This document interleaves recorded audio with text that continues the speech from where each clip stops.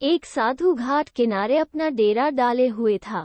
वहां वो धुनी रमा कर दिन भर बैठा रहता और बीच बीच में ऊंची आवाज में चिल्लाता, जो चाहोगे सो पाओगे। उस रास्ते से गुजरने वाले लोग उसे पागल समझते थे।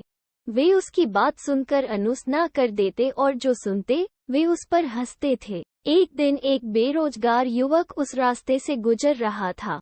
साधु की चिल्लाने की आवाज उसके कानों में भी पड़ी, जो चाहोगे सो पाओगे, जो चाहोगे सो पाओगे। ये वाक्य सुनकर वो युवक साधु के पास आ गया और उससे पूछने लगा, बाबा, आप बहुत देर से जो चाहोगे सो पाओगे चिल्ला रहे हो। क्या आप सच में मुझे वो दे सकते हो जो मैं पाना चाहता हूँ? साधु बोला, हाँ बेटा, लेकिन पहले तुम मुझे ये बताओ कि तुम पाना क्या चाहते हो। बाबा, मैं चाहता हूँ कि एक दिन मैं हीरों का बहुत बड़ा व्यापारी बनूं।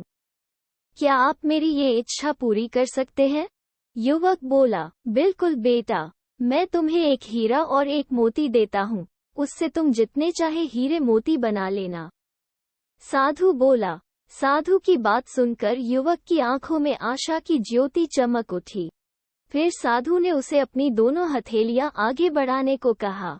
युवक ने अपनी हथेलियां साधु के सामने कर दी।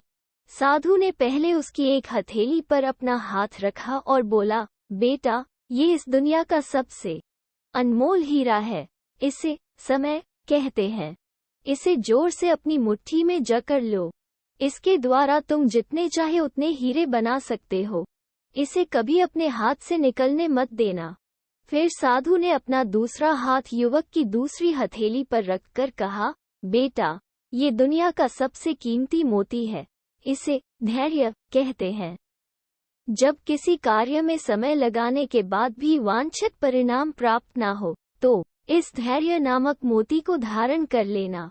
यदि यह मोती तुम्हारे पास है, तो तुम दुनिया में जो चाहो वो हासिल कर सकते हो। युवक ने ध्यान से साधु की बात सुनी और उन्हें धन्यवाद कर वहां से चल पड़ा। उसे सफलता प्राप्ति के 2 गुरु मंत्र मिल गए थे। उसने निश्चय किया कि वो कभी अपना समय व्यर्थ नहीं गवाएगा और सदा धैर्य से काम लेगा। कुछ समय बाद उसने हीरे के एक बड़े व्यापारी के यहाँ काम करना प्रारंभ किया। कुछ वर्षों तक वो दिल लगाकर व्यवसाय का हर गुर सीखता रहा और एक दिन अपनी मेहनत और लगन से अपना सपना साकार करते हुए हीरे का बहुत बड़ा व्यापारी बना। लक्ष्य प्राप्ति के लिए सदा समय और धैर्य नाम के हीरे मोती अपने साथ रखें।